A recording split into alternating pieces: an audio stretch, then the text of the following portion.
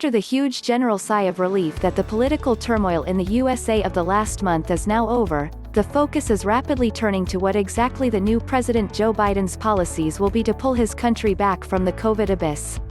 Aside from the obvious direct assault on the virus itself, he will need to deal with the major economic problem it has caused. One of Biden's solutions to this is a greater emphasis on green technologies and in particular electric vehicles. However, Biden's greening of America faces a more uphill battle in the EV market compared to China's. Here's why. There are lots of positive policies in the pipeline.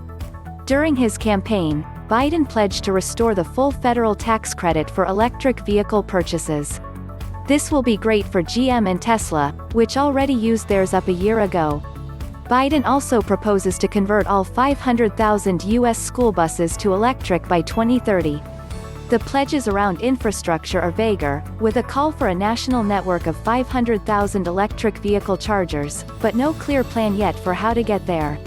However, some of the $50 billion earmarked for roads and highways might include this. There will be $5 billion of the $300 billion Build Back Better plan aimed at battery and energy storage to improve the range and reduce the cost of EVs. There will be a 10% tax credit for creating American jobs in the automotive industry, with specific mention of retooling a car factory to produce EVs. There are indications that the Californian framework of increasing fuel efficiency by 3.7% each year will be rolled out across the entire U.S., which will inevitably lead to manufacturers producing more hybrids, plug-in hybrids, and battery EVs.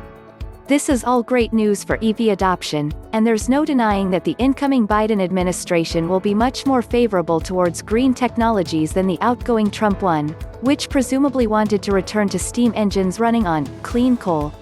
But the big immovable object all these plans will face is the intransigency of the American car buyer and automotive industry in general. This problem isn't exclusively American, it's replicated all over the developed world, including Europe and Japan.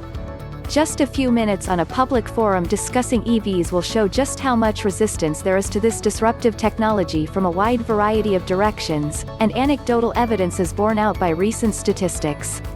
The 2020 mobility study performed by Continental, which has been running since 2011, has shown that, in the US, only 44% of those surveyed can see themselves driving an EV in the future, compared to 50% who can't. Germany, France, and Japan are even more skewed towards not wanting an EV in the future, even though European EV sales outstrip those in the USA, over 500,000 compared to under 350,000 in America. Contrast this with the Chinese figures. In China, 86% of people want an EV in the future, compared to around 12% who don't.